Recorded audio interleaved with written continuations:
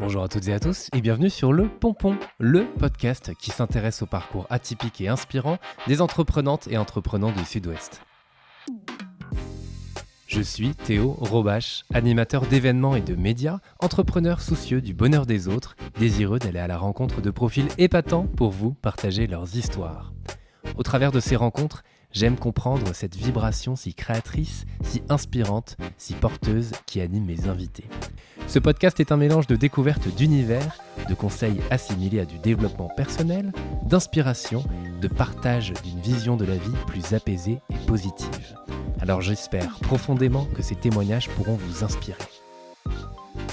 L'état d'esprit qui nous anime et l'intention positive qu'il y a derrière ce qu'on fait et l'ambiance intérieure dans laquelle nous vivons la vie est essentiel par rapport à ce qu'on va produire à l'extérieur, puisque moi je milite pour qu'il y ait toujours une congruence entre ce qu'on est à l'intérieur, que ça soit vraiment en lien avec ce qu'on produit à l'extérieur. Comment nourrir la flamme ? Comment garder la motivation ? Qu'est-ce que la performance ? Est-ce qu'on peut hacker son cerveau ? J'ai posé toutes ces questions à Laurent Mézéguet pour ce nouvel épisode du Pompon. Laurent est un ancien judoka qui accompagne depuis 12 ans sportif de haut niveau et chef d'entreprise. Il s'est attelé à comprendre le fonctionnement de notre cerveau pour mieux se connaître et atteindre les objectifs que l'on se fixe. Il en a écrit un livre, Gagne, avec un point d'exclamation, manuel de préparation mentale à destination des sportifs et de ceux qui souhaitent s'en inspirer. Alors moi je m'en inspire doucement mais sûrement pour atteindre les miens. J'espère que cet épisode vous donnera envie de vous pencher plus longuement sur ces questions de performance, motivation, connaissance de soi et atteinte de ses objectifs. Alors je vous souhaite à toutes et à tous une très belle écoute. Salut Laurent. Salut. Merci d'avoir accepté mon invitation. Déjà. Avec grand plaisir. Très content de te recevoir sur le Pompon. Et pour commencer, est-ce que tu peux te présenter s'il te plaît ? Alors, je suis Laurent Mézéguet et je suis le cofondateur de l'organisme de formation Eclevia, qui est un organisme donc spécialisé en performance personnelle et managériale avec un ADN bien particulier, celui de la préparation mentale. Exactement, évidemment, on va parler beaucoup de ça dans cet épisode. J'aimerais, pour comprendre un peu ton parcours d'avant, est-ce que tu pourrais sélectionner 3 temps forts de ta vie qui pourraient te définir ? Alors, 3 temps forts qui pourraient me définir. Le premier, c'est ce qui m'a amené à faire de la préparation mentale sur moi-même dans un premier temps, puisque j'ai été athlète, donc judoka, depuis mon plus jeune âge, d'une certaine manière, mais pas forcément performant. Ouais. Et à l'âge de 23 ans, j'ai rencontré un monsieur, un entraîneur de judo, qui s'appelle Marcel Perrin, et qui m'a pris, alors que j'étais déjà formé en judo, j'avais déjà développé un certain nombre de qualités avec mon premier professeur, mais lui qui avait une fibre particulière pour l'aspect mental, m'a inculqué un certain nombre de règles, d'approches surtout, qui m'ont permis de me révéler davantage que ce que je faisais avant. Ça, c'est le premier point. Premier temps fort, ouais. Le deuxième point, c'est le jour où, quand j'étais athlète et que justement j'avais progressé, je participe au tournoi de Paris et je rêve pendant la nuit de faire gagner quelqu'un d'autre. Donc c'est assez terrible parce que tu te dis c'est ton moment, c'est le moment où tu dois assumer et tu es un champion, quoi. Donc il faut y aller, etc. Ouais. En fait, non, je rêvais de faire gagner quelqu'un d'autre. Alors ça s'est pas forcément très mal passé la journée s'est plutôt bien passée, mais ça a été une révélation parce que je me suis dit en fait, tu es vraiment fait pour ça. Tu es vraiment fait pour accompagner les personnes. Et donc, juste derrière, je me suis engagé dans tout un process pour professionnellement me mettre en mouvement en direction de la préparation mentale. Ouais. Et tu me demandais un troisième. C'est en un marquant, ouais. Un troisième, oui, c'est justement dans le livre Gagne que j'ai écrit, j'en parle tout de suite, je parle d'objectifs. Et c'est vrai que dès que j'ai démarré en 2012, j'avais pour objectif d'accompagner des personnes, bien sûr, mais également un objectif de résultat, et notamment d'avoir un champion ou une championne olympique sur les prochains Jeux. Et 4 ans et demi, ça a été le cas avec Émilie Andéol. Exactement, on y reviendra là aussi. Effectivement, il y a ce livre, Gagne, manuel de préparation mentale à l'usage des sportifs. 3 petits points et de ceux qui souhaitent s'en inspirer. Moi, je fais plutôt partie de la deuxième partie de la phrase. C'est Romaric Godmer de chez Harvey qui me l'a offert. Donc déjà, j'en profite pour le remercier parce que j'ai commencé à le lire et déjà, je trouve ça très chouette. Mais j'ai aussi envie de comprendre, parce que dans ta description du début, tu dis aussi qu'à 18 ans, tu es allé chez le psychothérapeute. Moi, j'en parle souvent parce que je fais 3 ans de thérapie. Et en fait, j'aimerais savoir comment toi, tu as appris à te connaître. Parce qu'en fait, je trouve que le sujet dont on m'a parlé, la prépa mentale, c'est aussi, et se fixer des objectifs, c'est aussi se connaître, quoi, au final. Alors, comment toi, tu as appris à te connaître? J'ai appris à me connaître en prenant le temps, déjà. Parce que c'est vrai que souvent, les personnes ne prennent pas le temps, d'une manière générale. Personnellement, justement, tu évoquais qu'à 18 ans, j'avais pu consulter une psychothérapeute dans un cadre familial un peu mouvant, on va dire. J'avais fait ce choix et c'était très intéressant parce que ça m'a permis de réfléchir, de réfléchir sur soi, vraiment de faire une sorte d'arrêt au stand de connaissance de soi. Et c'est vrai que j'y ai pris goût et seul, après, beaucoup de réflexion, beaucoup de lecture, beaucoup de recherches qui m'ont permis d'être plus proche de moi-même pour prendre des décisions qui soient conformes avec qui je suis et où je veux aller. Et parfois, ceux qui n'ont pas encore mis un pied dans cet engrenage-là, qui est très chouette, ont un peu peur d'y aller ou peuvent résister. Qu'est-ce que tu auras envie de leur partager là-dessus? Tu vois, parfois, je pense que c'est la peur d'aller se connaître aussi, de savoir qu'est-ce qu'on va découvrir derrière, tu vois. Oui, parce que c'est vrai que c'est facile de s'occuper ou de parler des autres ou d'une situation. C'est vrai que parler de soi, dès qu'on demande à quelqu'un, donne-moi une qualité, un défaut, une valeur, c'est assez difficile. Parce que d'une part, ça demande de se positionner très clairement. Et comme on n'a pas forcément réfléchi, ce n'est pas forcément clair. Et ensuite, la réflexion sur soi-même, ce n'est pas quelque chose de facile. Parce que ça nous met en avant certaines choses qui peuvent nous plaire, mais peut-être des choses qui peuvent nous déplaire aussi. Et c'est vrai que le fait de prendre ce temps-là nous permet de vivre avec un maximum de congruence. Donc moi, j'encourage les personnes, dans tous les cas, pas forcément à aller voir un psychothérapeute ou même un préparateur mental, mais en tous les cas, de prendre le temps de réfléchir sur soi pour pouvoir faire le point, et régulièrement d'ailleurs, parce que qu'est-ce que font les gens souvent? Les personnes vont, lorsqu'elles vont avoir une rupture forte dans leur vie, une maladie, une séparation, une perte d'emploi, des échecs forts, parfois vont justement aller travailler sur eux-mêmes, se remettre en question. Il suffit de regarder le Covid. Le Covid a remis beaucoup de choses en question. On n'est pas obligé d'attendre une crise pour aller réfléchir sur soi, pour orienter sa vie de la manière la plus adaptée. Ouais, est-ce que justement, c'est pas mieux quand ça va un peu bien, j'ai envie de dire. Enfin, moi, je me rends compte parfois, quand je suis dans une bonne dynamique, que c'est à ces moments-là aussi que c'est chouette de se pencher sur qu'est-ce que j'ai envie de faire, quels sont mes objectifs, mes envies et tout, quoi. Bien Comme sûr. tu dis, c'est pas juste attendre de pas aller bien pour enclencher tout ça. Moi, je suis tout à fait d'accord avec toi. Moi, je peux que valider ce que tu viens de dire parce que moi, je dis, prenons le temps, non pas tous les jours, mais en tous les cas assez régulièrement, de pouvoir réfléchir, pouvoir se poser, savoir où on en est, faire le point pour avancer sereinement et dans la bonne direction. Ouais. Tu le dis, tu as d'abord une première étape qui était plutôt dans le sport, et notamment dans le judo. Qu'est-ce que ça t'a apporté, le judo? Le judo, on dit souvent que c'est une école de la vie, moi je le confirme. Par le travail sur moi-même, puisque j'ai eu un parcours particulier, c'est-à-dire que jusqu'à l'âge de 23 ans, je n'étais pas performant, et j'ai été performant à partir de 25 ans, on va dire. Donc, et pendant 5 années. Avec une progression, bien sûr, pour arriver à un résultat qui était assez sympathique en fin de carrière. Mais ce que je dirais, c'est que le judo, belle école, pourquoi? Parce que il y a le code moral du judo, avec de belles valeurs. Et au-delà de ça, c'est aussi des rencontres. C'est-à-dire que quand on s'engage dans le sport, et notamment la compétition, il y a de la résilience qu'il faut développer. Il faut développer un certain état d'esprit, certaines valeurs comme le courage, l'engagement, la préparation, la concentration, enfin beaucoup d'éléments qui structurent un individu. Alors, ce n'est pas propre spécifiquement au judo, les éléments que je viens d'évoquer, mais dans tous les cas, ça m'a permis vraiment de me structurer en tant qu'adulte et futur professionnel de la préparation mentale. Et beaucoup de rencontres de grande qualité, puisque mes professeurs de judo, c'est pour ça que je les cite d'ailleurs dans le livre, ont eu pour moi un impact très important. D'ailleurs, dans l'adulte que je suis aujourd'hui, s'est nourri d'un certain nombre de valeurs qu'ils ont réussi à me transmettre de par leur parcours. Ouais, complètement. On le voit effectivement au début de ton livre, ils ont chacun un surnom aussi avec leur qualité derrière. Est-ce que toi, quand justement, tu dis, tu as fait tes 5 années performantes, on va dire, c'est le terme, je ne sais plus quel terme tu emploies exactement, mais plus performantes que les autres, exactement. Est-ce que tu en vivais du judo?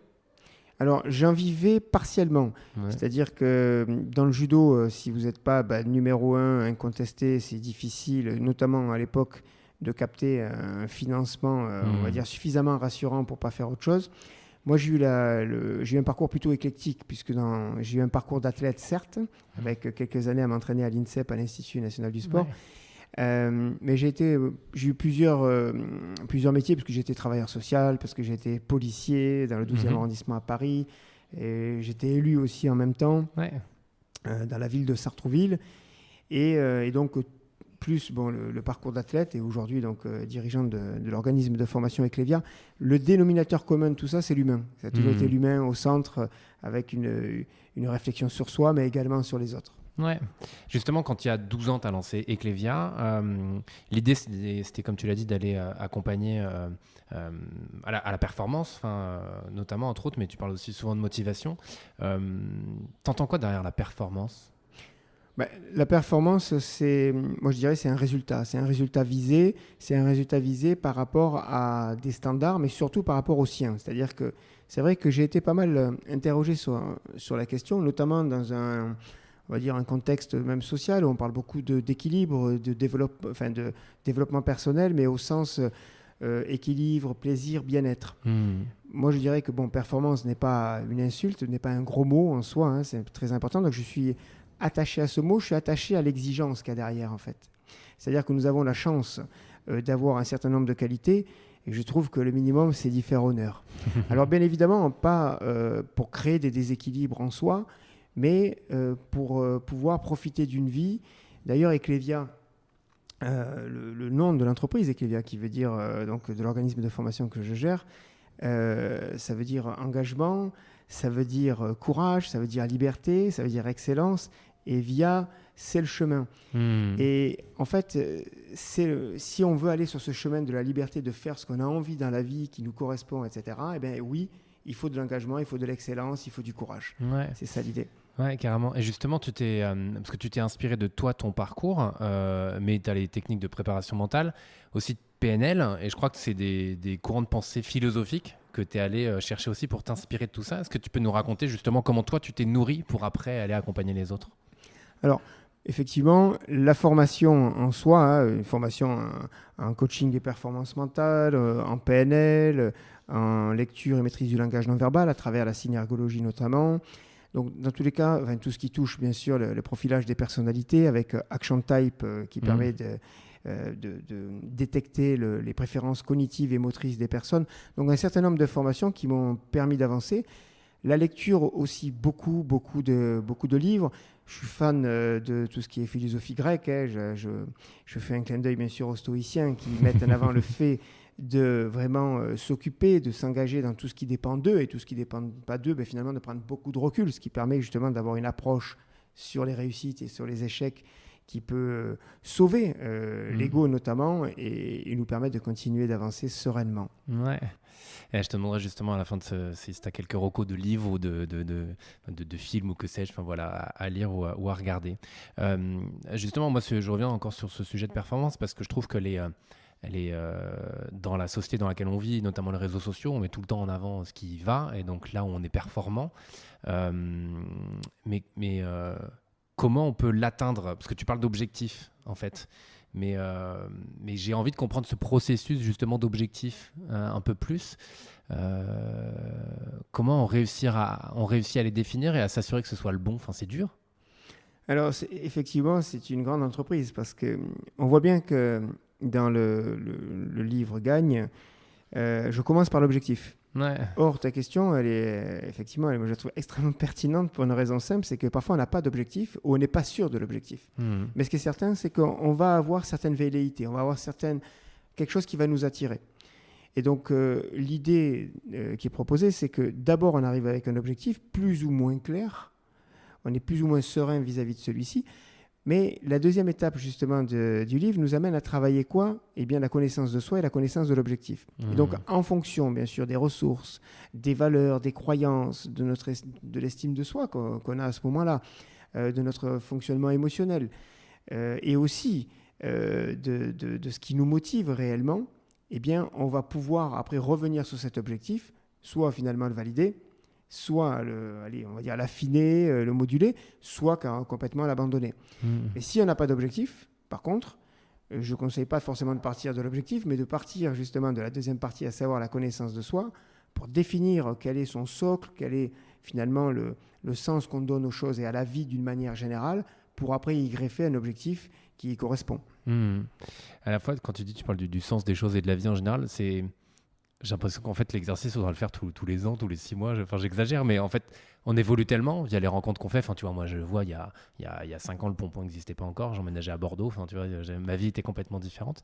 Donc, ça évolue énormément. Est-ce que c'est pas... Moi, j'ai l'impression que derrière ça, à la fois, c'est challengeant et à la fois, ça peut être fatigant, non ? De tout le temps vouloir essayer de redéfinir ses objectifs et soit d'en trouver des nouveaux, soit de... Enfin, ça me semble être un processus qui est long, mais peut-être que je me trompe. Alors, moi, ce que je te dirais par rapport à ça, c'est que la démarche ne doit pas être faite pour tout et n'importe quoi, entre guillemets. Ouais, j'allais te demander Voilà. aussi. Par exemple, moi, je cherche un nouvel appart, là. Je ne vais pas lire tout le bouquin pour essayer de me fixer l'objectif de trouver un appart. Pour aller acheter le pain, bon, tu n'as pas besoin de passer 2 mois à remplir tous les exercices du livre. Donc, en effet, non, quand il y a un objectif qui est vraiment important pour une personne, l'idée est qu'elle se donne les moyens de l'atteindre. Et c'est pourquoi il est important, selon moi, de rentrer dans une dynamique structurée pour déterminer qu'est-ce qu'on veut vraiment, c'est-à-dire vraiment la direction où l'on va, pourquoi on veut y aller et quels sont les moyens qu'il va falloir mettre en œuvre et de se préparer à construire le comportement le plus performant pour atteindre cet objectif. Puisque beaucoup de personnes ont des objectifs, mais pas tout le monde les atteint. Alors, parfois, il y a des aléas, des éléments qu'on ne maîtrise pas. Ouais. Voilà. Mais ce qui dépend de nous, comme je le disais tout à l'heure par rapport aux stoïciens, là, il faut s'engager à fond. Et si c'est important pour nous, je pense que soi-même, on est des êtres importants pour nous-mêmes, donc se donner les moyens d'aller au bout de ce qu'on souhaite vraiment, eh bien, c'est la moindre des choses. Ouais, carrément. Mais ça fait le lien avec la motivation, parce que justement, c'est réussir à se motiver, à trouver le temps. Moi, je t'ai dit, on s'est rencontrés, je sais plus combien de temps, il y a 2 mois, quelque chose comme 2 ça, mois, à peu je près, crois, ouais. c'est ça. Il y a 2 mois, j'avais lu 80 pages. 2 mois plus tard, je suis toujours à 80 pages. Donc je n'ai pas évolué. Aussi parce que je trouve les exercices vraiment, c'est hyper intéressant, mais donc ça demande de se mettre dans une bulle quand même, d'être très concentré, et je n'ai pas pris ce temps-là. Et donc comment on vient nourrir cette motivation, parce que je trouve qu'il y a énormément de choses qui sont liées à ça en fait, tu vois, cette petite flamme qui fait qu'on va y aller. Et donc parce que parfois elle baisse tout simplement, mais donc déjà comment on fait pour venir la nourrir? Alors pour nourrir la flamme, ce qui est très clair, bon, déjà, c'est avoir un objectif très clair. D'ailleurs, le modèle de performance que je propose, il s'articule autour de 7 étapes, très simples, qui sont la définition de l'objectif, le fait de mieux se connaître, le fait d'établir un plan d'action, de donner du sens à tout ceci. On va y revenir un peu plus profondément par rapport justement à la motivation. Derrière, de travailler tout ce qui est stress et émotion pour continuer d'avancer dans des bonnes conditions, forger l'état d'esprit, et après, on valide le tout. Bon. Et justement, quand on arrive au bout de ces 7 étapes, qui peuvent se faire assez rapidement, enfin quand je dis rapidement, il faudra un certain temps parce qu'il faut faire les choses correctement, mais ce qui est certain, c'est que la motivation est nourrie par déjà le fait de donner un sens profond à ce qu'on fait, c'est-à-dire connaître sa motivation profonde ou connaître les mobiles motivationnels qui sont proposés justement dans l'ouvrage. Une fois qu'on sait pourquoi on fait les choses, ça ne fait pas tout. Mais il est sûr que quand on s'engage sur le chemin de son objectif, ça ne sera pas forcément un long fleuve tranquille. Il peut y avoir des tempêtes, des obstacles. Et c'est vrai que de savoir exactement pourquoi on s'engage, ça nous permet de suivre encore la petite étoile qu'on voit à travers les nuages malgré la tempête. Et ça, c'est essentiel. Alors, c'est un travail qui n'est pas simple, mais quand il est fait, eh bien, on a cette énergie, cette capacité même à transformer les obstacles en opportunités, c'est-à-dire vraiment l'état d'esprit positif, constructif, et surtout courageux malgré les difficultés. Est-ce que justement tout ça c'est lié, on parle de prépa mentale depuis tout à l'heure, mais est-ce qu'on peut hacker son cerveau au final? Parce que moi j'ai l'impression que parfois c'est au final des trucs tout con, mais c'est lui qui vient aller se nourrir d'un feed d'Instagram, d'aller se nourrir de choses inintéressantes qui viennent remplir le cerveau d'inutiles, au lieu de donc passer une demi-heure sur son téléphone, passer une demi-heure à lire ou à écrire ou que sais-je, ou aller courir, j'en sais rien. Est-ce que ce cerveau, on peut venir le hacker? Moi, c'est tout l'objectif que j'ai au quotidien avec mes clients, qu'ils soient d'ailleurs du sport ou de l'entreprise. Ouais. C'est-à-dire que le but, c'est de reprendre le contrôle. Ça n'enlève aucune spontanéité, mais ça permet surtout d'aller dans la direction que l'on souhaite. Alors quand on dit reprendre le contrôle, c'est quoi?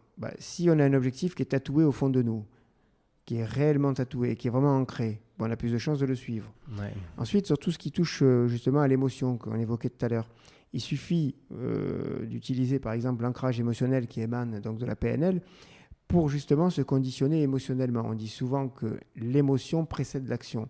Si on a la bonne émotion, on a la bonne action. Enfin, du moins, si techniquement, bien sûr, on est au point.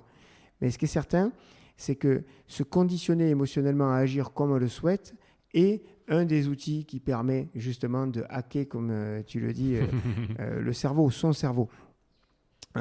Sinon, le marketing le sait très bien, hein, à travers des images, des couleurs, des formes, c'est comment nous faire réagir pour acheter, pour nous mettre en mouvement dans la direction qu'il souhaite. Eh bien, à nous de faire de même, de reprendre le contrôle et de nous mettre en mouvement avec les bons déclencheurs pour qu'on puisse nous-mêmes agir comme on en a envie sans être parasité.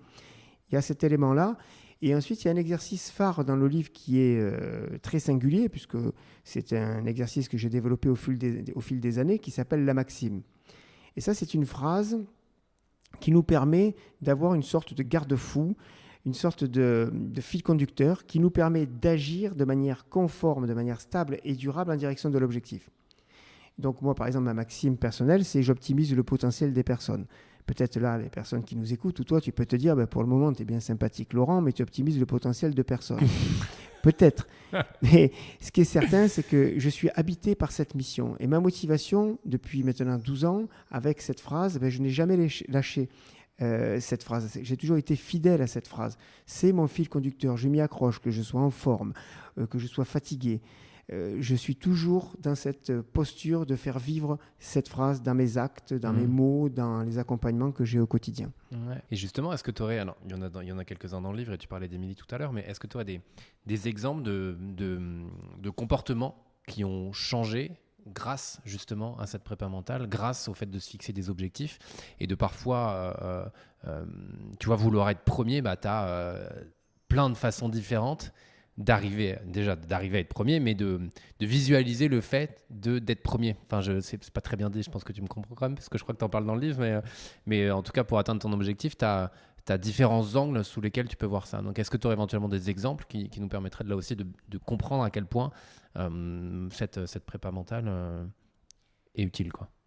Moi, ce que je dirais, c'est que je ne sais pas si je ne vais pas répondre à côté, mais l'objectif de résultat, d'être premier ou de réussir même dans une entreprise, quelque chose qui est chiffré en soi, d'arriver à tel pourcentage, à tel nombre de dossiers traités, tel chiffre d'affaires. Bon, il y a des objectifs qui peuvent être plus ou moins stressants pour les personnes. C'est-à-dire qu'il y a des personnes, elles ne vont pas forcément bien réagir, elles peuvent être justement se sentir en difficulté parce que l'image de l'objectif final, même si elles le souhaitent, les déstabilise.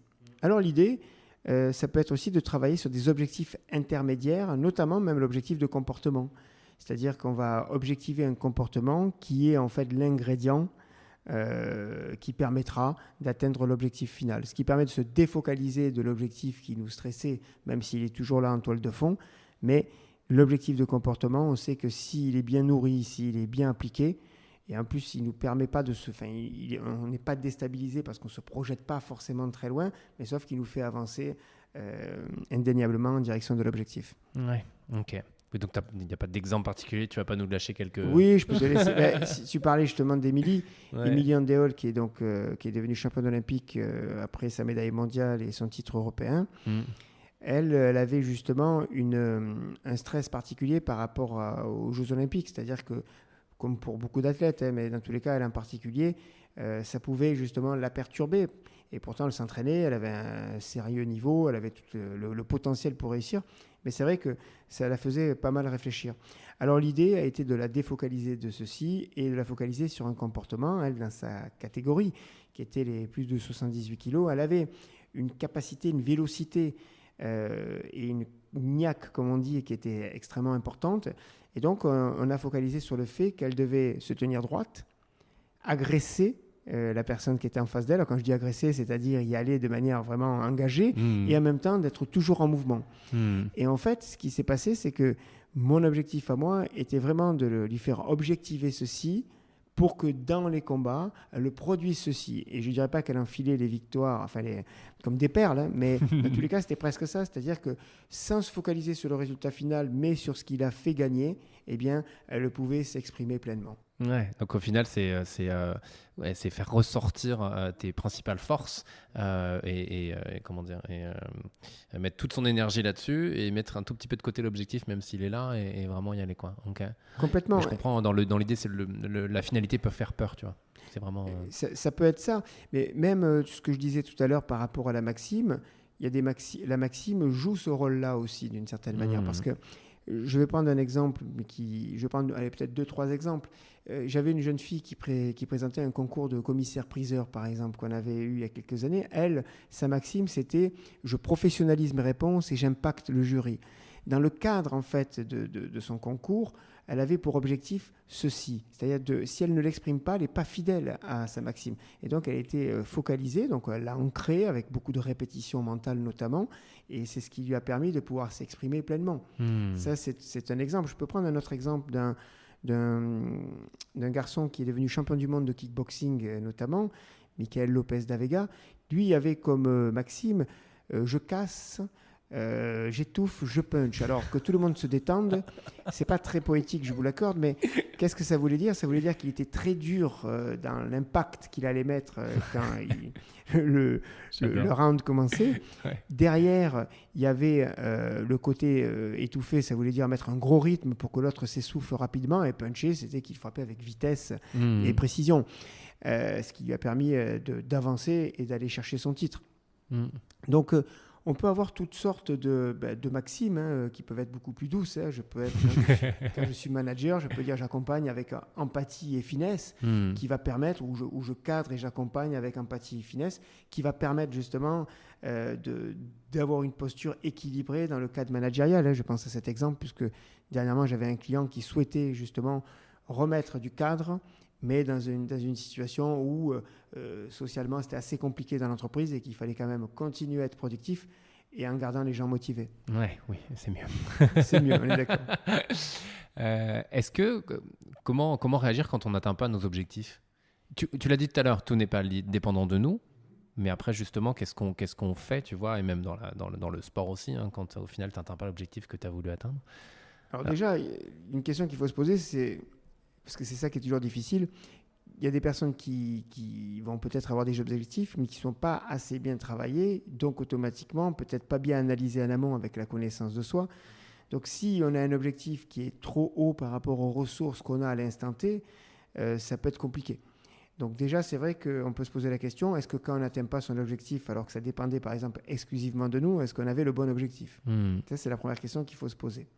Maintenant, si on n'atteint pas son objectif, l'idée là est très simple, c'est d'être en capacité bien sûr de gérer cette situation, même si je ne prépare pas les gens à ne pas l'atteindre, très clairement, il faut quand même avoir les ressources mentales justement pour y faire face, rester optimiste et constructif, surtout constructif, pour avancer. Donc je dirais que pour pouvoir y faire face, et si c'est ça ta question, l'idée c'est d'opter pour une philosophie, une approche qui permet de toujours être en mouvement en direction de celui-ci ou de notre objectif si celui-ci est passé. Je dis souvent qu'il y a 2 catégories de personnes. Alors, que tout le monde se rassure, on fait tous partie des 2 catégories en vérité. C'est en fonction, on va dire, du moment dans notre vie ou en termes de posture, on peut avoir parfois des postures qui sont un peu différentes, mais il y a ceux qui, quand ça se passe bien, quand ils réussissent quelque chose, vont refuser presque les félicitations, les remerciements. Ils vont vous dire c'est pas moi, c'est l'autre, j'y suis pour rien, j'ai juste fait mon travail, c'était facile. Bon, une sorte d'humilité même exagérée d'une certaine façon. Ouais. Ces mêmes personnes peuvent avoir aussi, quand elles vont on va dire, être dans l'échec ou ne pas réussir l'objectif, en faire tout un plat, comme on dit, s'en faire un monde. Dans leur tête, ça va tourner en boucle. Dès qu'elles vont croiser quelqu'un, elles vont en parler. C'est un peu comme si elles avaient pris un coup de couteau, excuse-moi pour l'exemple, et au lieu de le retirer tout de suite, elles vont se faire beaucoup de mal et se faire, enfin voilà, dans tous les cas, ne pas le retirer tout de suite. Et donc, c'est vrai que ces personnes s'associent émotionnellement aux émotions négatives qui émanent du résultat, ce qui est dommageable pour elles, puisque elles augmentent la souffrance, on va dire, par rapport à l'objectif. L'autre catégorie de personnes, elles, quand ça marche, quand elles réussissent quelque chose, là, elles vont se nourrir du résultat, se nourrir émotionnellement du résultat. Elles vont fêter, elles vont marquer le coup. Hein, c'est ce que je dis dans le livre, hein, toutes les victoires se savourent parce que la victoire appelle la victoire. D'ailleurs, je fais un clin d'œil à Marc Vériotte, qui est un héros de la nation, qui a sorti un livre sur son parcours, notamment au RAID, parce que c'était quelqu'un très engagé à ce niveau, et qui témoigne justement par rapport à ça dans mon livre, qui dit en fait, je fête mes victoires parce que c'est comme ça qu'on construit la victoire d'après. Donc c'est vraiment important d'avoir cette posture, et quand ça se passe pas bien, quand on vit l'échec, ben justement, il faut prendre la posture comme si on était son propre coach, à savoir prendre du recul, analyser froidement la situation, identifier le plan d'action le plus adéquat pour pouvoir poursuivre soit l'action, soit, si ça se reproduit, pouvoir agir de manière conforme, et après retourner dans l'action. Donc ce que je propose en gros, c'est quand ça marche bien, on se nourrit des émotions positives qui émanent du résultat. Quand ça ne se passe pas bien, on prend ce recul, on analyse froidement, on détermine un plan d'action et on retourne dans l'action. Très cadré tout ça. Très cadré, parce que moi je pense qu'il faut être un peu hypocrite parfois avec la vie, parce qu'il y a le rapport entre la réussite et l'échec dans la vie, il est inégal. Pour réussir sa vie, il faut la réussir tous les jours souvent. Pour la louper, il suffit de traverser au mauvais endroit ou attraper une maladie et c'est terminé.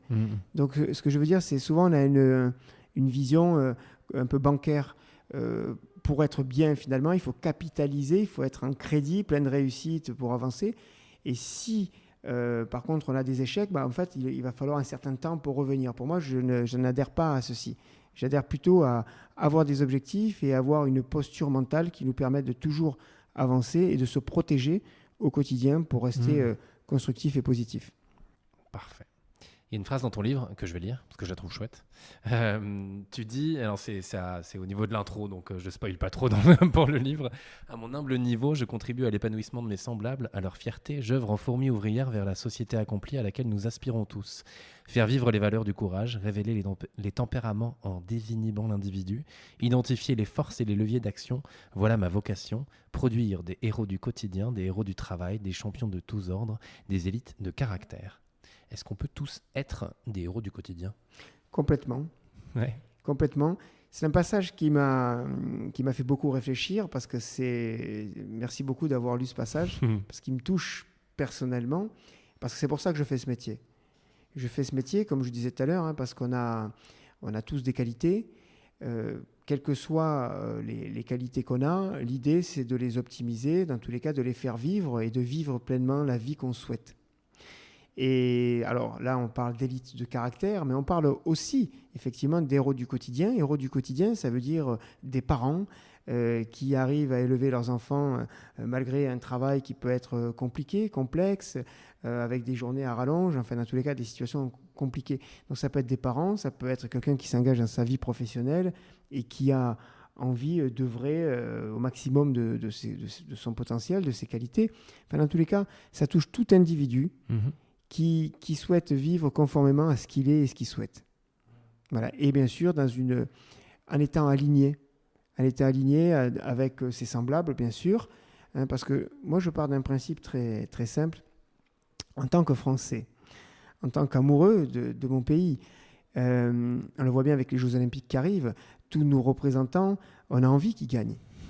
Et un pays qui gagne, c'est tout le monde qui se nourrit. Et une société où tout le monde, dans le cadre de sa vie professionnelle, de sa vie personnelle, de sa vie amoureuse, eh bien, des personnes équilibrées, des personnes qui sont alignées avec ce qu'ils font, ce sont des gens automatiquement qui sont des héros du quotidien, parce qu'il y a une fluidité, on n'est pas que dans une logique de performance, on est dans une logique d'alignement, d'équilibre, qui permet d'avancer sereinement et de nourrir du coup la société, puisque quelqu'un de bon à côté de quelqu'un de bon, à côté de quelqu'un de bon, font au bout d'un moment une société qui est la plus belle possible. Et je ne pense pas vivre dans Alice au Pays des Merveilles pour objectiver ceci à mon humble niveau, bien sûr, mais je souhaite contribuer dans cette direction. Justement, on va aller un peu là-dessus, je ne pensais pas, mais... moi, j'essaie de mettre en avant justement des personnes aussi qui partagent cet optimisme, cette audace, se faire ensemble, etc.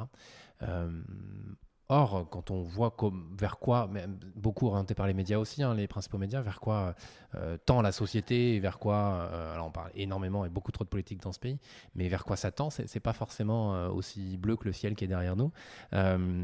Toi, ton ressenti, c'est quoi par rapport à ça, de se dire que si en fait ça va aller, on va aller vers quelque chose de mieux. Enfin, c'est un peu ce que tu viens de dire, mais ça fait un peu, tu vois, un discours un peu différent avec ce qui peut être ressenti dans ce cadre ambiant. Bien sûr. Moi, je souhaite contribuer, comme je le disais, à une société meilleure. Ça passe par quoi? Dans ma tête, j'ai une idée très simple. Si j'étais demain candidat à la présidence de la République, je mettrais en avant de toute façon un certain nombre de valeurs. Alors, on a déjà liberté, égalité, fraternité, mais un certain nombre de valeurs qui permettent justement d'être encore plus forts. Quand je dis plus fort, c'est-à-dire que pour faire nation, pour être dans une dynamique collective, il y a des valeurs à respecter. Je répète encore, liberté, égalité, fraternité, mais d'autres valeurs comme le courage, par exemple, comme la justice, comme la tempérance, comme la sagesse, d'une certaine manière. Là, je viens de citer en vérité les valeurs cardinales de Platon, qui sont essentielles, selon moi, pour avoir des êtres bons. Souvent, les gens aujourd'hui, on regarde les réseaux sociaux, vont mettre des phrases, vont mettre des maximes, vont mettre des citations, mais ne les font pas vivre au quotidien. L'idée que j'ai derrière la tête, c'est de faire vivre les valeurs aux personnes. C'est-à-dire que demain, si tu dis, moi je veux faire vivre la valeur courage, et que tu crées un agenda d'action conforme justement à la valeur courage, que tous les jours tu fais 3 par exemple actions de courage sur toute l'année, sur 365 jours. Je crois qu'à la fin de l'année, tu es l'incarnation même du courage sur Terre.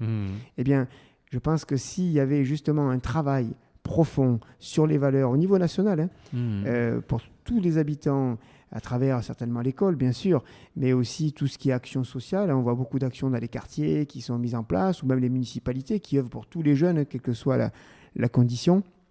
Eh bien, on arriverait, je pense, à éduquer, d'une certaine manière, les personnes à donner le meilleur d'eux-mêmes. Je rappelle que éduquer, ça veut dire, en latin, educare. Educare veut dire faire ressortir le meilleur d'une personne. Donc voilà l'idée que j'ai en tête. Yes. Je vais reprendre cette fois-ci plutôt à la fin. C'est une citation alors, qui n'est pas de toi, qui est de Zig Ziglar, ça se dit comme ça. C'est votre attitude, bien plus que votre aptitude, qui détermine votre altitude. Je trouve ça très chouette. Je trouve que ça résume bien au final tout ce qu'on se dit depuis une bonne demi-heure. Bien sûr. C'est votre attitude, bien plus que votre aptitude, qui détermine votre altitude. L'état d'esprit qui nous anime et l'intention positive qu'il y a derrière ce qu'on fait et l'ambiance intérieure dans laquelle nous vivons la vie est essentielle par rapport à ce qu'on va produire à l'extérieur, puisque moi je milite pour qu'il y ait toujours une congruence entre ce qu'on est à l'intérieur et que ça soit vraiment en lien avec ce qu'on produit à l'extérieur. Donc si on n'agit pas dans cette direction, malheureusement, on n'est pas aligné, on n'agit pas pour moi de manière optimale. Et l'idée, donc, c'est vraiment de travailler à cet alignement. D'ailleurs, c'est pour ça que je disais au début, l'entreprise que je gère, qui est donc un organisme de formation spécialisé en performance personnelle et managériale, a pour but de construire, tu disais tout à l'heure, des héros du quotidien, mais des personnes qui, intérieurement, soient prêtes à produire ce qu'elles souhaitent produire extérieurement. Et pas juste avoir du vernis, de la communication, une posture désincarnée d'une certaine manière. Et c'est pour ça que quand je dis performance personnelle, c'est-à-dire incarner sa mission, ça veut dire être capable d'impacter en termes de communication, certes, mais tout ce qui est charisme, tout ce qui est impact personnel, c'est pas forcément faire des grands gestes et parler fort. C'est clairement avoir une énergie intérieure qui va produire quelque chose chez autrui. Donc ça, c'est toute la partie personnelle. Et la partie managériale, justement. Et quand je dis managériale, ça peut être autant familial que quand on discute même avec quelqu'un, c'est-à-dire mettre en mouvement autrui. Eh bien, c'est l'attitude qui joue, mais l'attitude intérieure en vérité. Et ces éléments intérieurs, une fois qu'on les incarne et qu'on connaît techniquement comment les faire, les deux réunis font qu'on arrive à faire de belles choses en commun, en équipe, avec un état d'esprit de partage. Yes. Je t'en parlais tout à l'heure. Est-ce que tu aurais soit une lecture, un film, un documentaire à nous partager pour mieux comprendre justement ces mécanismes de la performance ou de la motivation et je ne te demande pas de recommander ton propre livre, parce que moi je le ferai. Mais est-ce que voilà, tu aurais quelque chose à nous recommander pour essayer de plonger sa tête et son cerveau là-dedans? Alors, je pense déjà à une amie avec laquelle je collabore aussi, qui s'appelle Asma Nyang et qui a sorti son livre hier. Ah, parfait, quel Voilà. timing. Qui s'appelle À bras le corps, et donc qui va parler aussi d'un parcours personnel. C'est une athlète olympique qui a eu un parcours génial, où l'optimisme justement est, on va dire, sa marque de fabrique. Hein. Mm-hmm. Elle est vraiment assez extraordinaire, donc très intéressant, très intéressant. Je citais tout à l'heure le livre de Marc Verriotte sur le raid, qui retrace le parcours d'un héros de la nation. Sinon, un livre récent, sinon ou pas forcément, non, pas du forcément. tout. Ça peut être des livres de philo dont tu parlais tout à l'heure. Enfin, c'est vraiment Ouais, pour ouvrir un peu ses chakras sur tout ça, quoi. Moi, je pense à Henri Laborie, un célèbre chirurgien, sociologue, un homme extraordinaire, qui a écrit La Nouvelle Grille, qui m'avait pas mal ouvert l'esprit, même énormément, hein, sur le rapport de la biologie et de l'aspect social aussi, de l'impact de la biologie sur l'aspect social. Mm-hmm. Donc très intéressant. D'ailleurs, si je me souviens bien de ce qu'il disait, il disait la seule raison d'être d'un être, c'est d'être. Et pour aller dans cette direction, il disait le but de l'être humain, c'est de se gratifier et de se préserver avant tout. Voilà. Donc, je peux recommander ces 3 livres. Chouette, parfait. Dernière question de ce podcast, avant que je parle du tien, de livre, même si on l'a un peu compris, mais quand même je la pose à tout le monde. Qu'est-ce qui t'anime au quotidien ? Révéler les potentiels. Hein. Révéler les potentiels. Moi, je suis fan de la citation de Benjamin Disraeli qui dit « Le plus grand bien que vous pouvez faire à l'autre n'est pas de lui partager votre richesse, mais bien de lui révéler la sienne. » Et c'est ce que je fais, ce que je m'efforce de faire dans tous les cas, et ce que j'essaie de faire tous les jours. Et j'en suis ravi et très heureux de pratiquer ce métier. Ça fait 12 ans et je vis autant mon métier intensément. Ces vies par procuration, hein, d'une certaine manière, sont vraiment géniales et je m'en nourris au quotidien. C'est chouette. Je rappelle donc ton livre Gagne avec un point d'exclamation important quand même. Manuel de préparation mentale à l'usage des sportifs et de ceux qui souhaitent s'en inspirer. Donc j'ai fait que 80 pages sur 350 à peu près, je crois, c'est ça ? Ouais, c'est 300, ça. Ouais. Mais je trouve, c'est hyper fluide à lire. J'adore. Enfin, tu vois, j'ai beaucoup aimé j'imagine que ça va continuer comme ça, mais avec un mélange d'exercices, de questionnements. Qui nous obligent à aller creuser un peu, mais c'est le but, c'est l'objectif. Complètement. Avec plein d'exemples, donc voilà, je recommande à tout le monde qui s'intéresse à ces sujets-là d'aller le lire et d'aller l'acheter tout simplement. Est-ce qu'il y a un sujet qu'on n'a pas abordé ? Tu te dis ça pourrait être chouette d'en parler ou ça te va ? Je peux rajouter juste un élément que tu viens d'évoquer par rapport au livre, c'est-à-dire que c'est un livre qui se voulait très pragmatique, au plus près du terrain. Donc c'est un manuel, mais c'est aussi un témoignage, puisque c'est un livre qui a accompagné beaucoup d'athlètes. Plusieurs sont devenus champions olympiques, champions d'Europe, dans tous les cas des médaillés dans plusieurs sports, et également des personnes anonymes qui ont réussi leurs objectifs, que ce soit dans le sport en vérité ou l'entreprise. Donc c'est vrai que ce livre, tous les exemples sont sportifs, mais vraiment transposables à tous les milieux. Et c'est un livre, comme tu le disais, qui se veut pratico-pratique et qui soit accessible à tous. Donc tous les outils sont accessibles avec toutes les illustrations possibles pour être accompagnés de la meilleure façon. Parfait. Merci encore, Laurent. Merci beaucoup et merci pour cet accueil. Avec plaisir. À très bientôt. À bientôt. Merci à toutes et à tous pour votre écoute. Ravi d'avoir reçu Laurent et d'avoir échangé sur tous ces sujets liés à la motivation, à la performance et à ses objectifs. Des sujets passionnants qui, j'espère, vous permettront d'activer certaines choses de votre côté. Si cet épisode vous a plu, eh bien, je vous invite à le partager autour de vous. Le Pompon se fait connaître aussi et surtout grâce à vous. Alors on se retrouve très bientôt pour un nouvel épisode du Pompon et surtout, d'ici là, prenez soin de vous et prenez le temps de vous connaître pour viser les bons objectifs. À très vite!